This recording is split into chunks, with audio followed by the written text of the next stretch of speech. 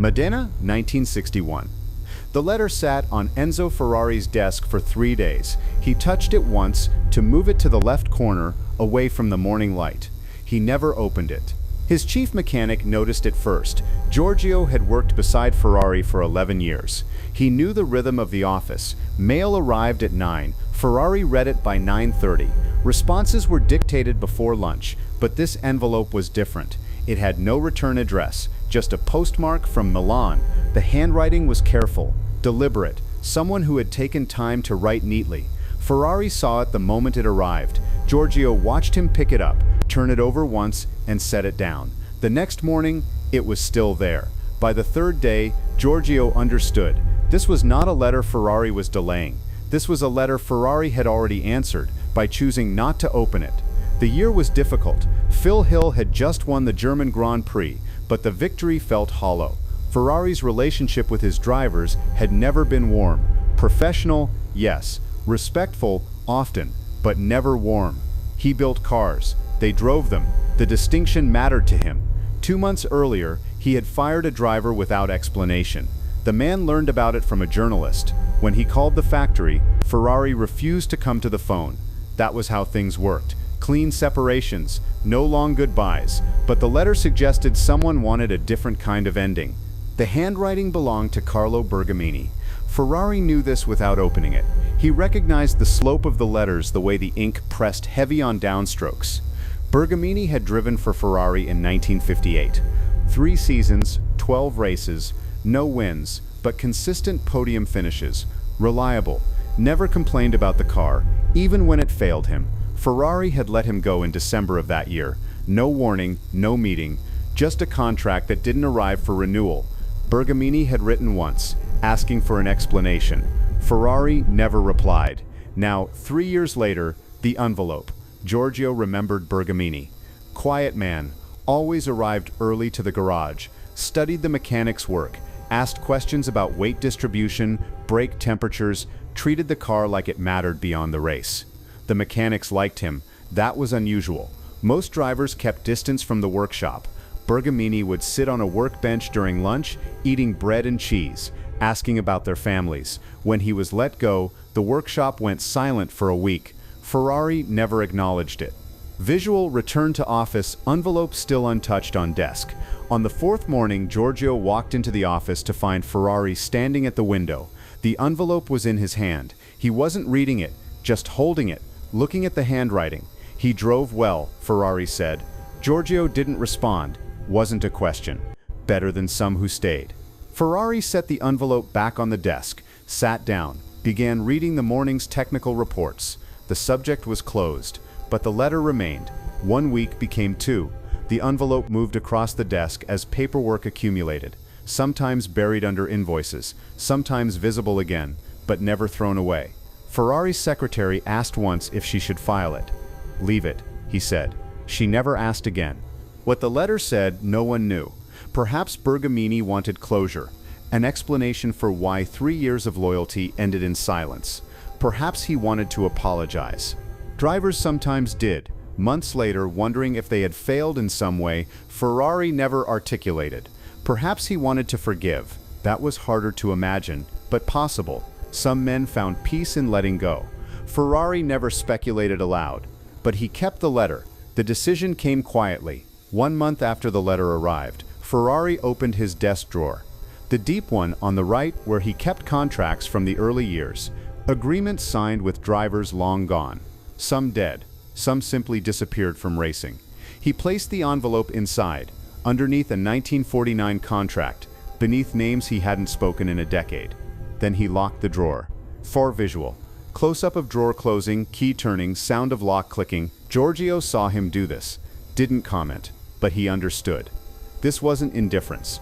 If Ferrari didn't care, he would have thrown the letter away. This was something else. A permanent deferral. An answer that refused to be an answer. The letter would never be opened, but it would never be destroyed. Bergamini stopped racing in 1962. Not because of injury, not because he lost his skill. He simply stopped seeking drives. A journalist asked him about it years later, in 1967. They were at a cafe in Milan. Bergamini was working as a driving instructor by then, teaching wealthy men how to handle sports cars on closed circuits. "Why did you quit?" the journalist asked. Bergamini stirred his coffee. Took a long time to answer. "I had a question," he finally said. "I never got an answer. After a while, I realized that was the answer." The journalist pressed. "What was the question?" Bergamini smiled. Not a happy smile, a settled one. "It doesn't matter now." He never explained what he meant. Ferrari never mentioned the letter, but people noticed changes. Small ones. The kind you only see if you've worked beside someone for years. When he let drivers go after 1961, he started doing it in person. Brief meetings. Still cold. Still final. But face to face. He didn't offer explanations. That would have been too much. But he offered presence. One driver, dismissed in 1964, said later, "He looked at me for a long time before he said it, like he was making sure I heard it from him, not someone else."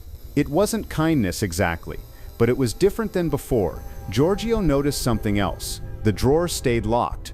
But sometimes, late at night when the factory was empty, Ferrari would sit at his desk and just hold the key. He wouldn't open the drawer, wouldn't take the letter out, just hold the key, turn it over in his fingers, then put it back in his pocket. Visual close-up of key in Ferrari's palm, worn from handling. In 1969, a young driver asked Ferrari how to handle failure. They were standing in the garage. The kid had crashed during practice, not badly, but enough to damage the car. He was expecting to be dismissed. Ferrari looked at him for a long time. "You handle it," he said finally, "by deciding what you owe it." The driver didn't understand. Ferrari walked away. The kid kept his seat. Bergamini died in 1988. Quiet death in a Milan hospital. His family found letters in his apartment. Dozens of them. Letters to friends, to his children, to his late wife. No one mentioned a letter to Ferrari. If he'd sent others, they were never found. Or perhaps that one letter had been enough. Perhaps he'd said what he needed to say, and the lack of response had been its own kind of reply. Ferrari died in 1988 as well, August 14th. The desk was cleared. The factory archived his personal effects. The drawer was opened. Inside they found contracts, photographs, a few personal letters from the 1940s, and one envelope, sealed. Postmarked Milan, 1961. No one opened it. It wasn't theirs to open. It was filed with the estate, labeled simply unopened correspondence. There are some silences that carry more weight than words. Ferrari built an empire on certainty. Every car was a statement, every decision, final. He didn't second guess, didn't apologize, didn't explain. But he kept the letter for 27 years, through victories and disasters, through deaths and triumphs. The envelope stayed in that drawer, never opened, never destroyed. What Bergamini wrote, no one will ever know. Perhaps it was an accusation, perhaps forgiveness, perhaps just a question that deserved an answer. Ferrari chose not to find out, but he chose to remember that the question existed. We think of powerful men as those who act decisively, who confront, who resolve. But Ferrari's power in this moment was in restraint. He could have opened it and responded. He could have thrown it away and forgotten. Instead, he created a third option, a locked drawer, a permanent suspension. The letter existed, he acknowledged it, but he would not let it change what had already been decided. Some people would call this cruelty, others, self-protection. Perhaps it was both, or perhaps it was the only honest response Ferrari knew how to give. He couldn't give Bergamini what he wanted, but he wouldn't pretend the wanting didn't matter. The cars grew faster, the victories more frequent. But those who worked closest to Ferrari said he changed after 1961. Not softer, never that, but more aware that silence carries a cost, that choosing not to answer is still a choice, that some envelopes once received can never truly be set aside. The letter stayed sealed, but it was never forgotten.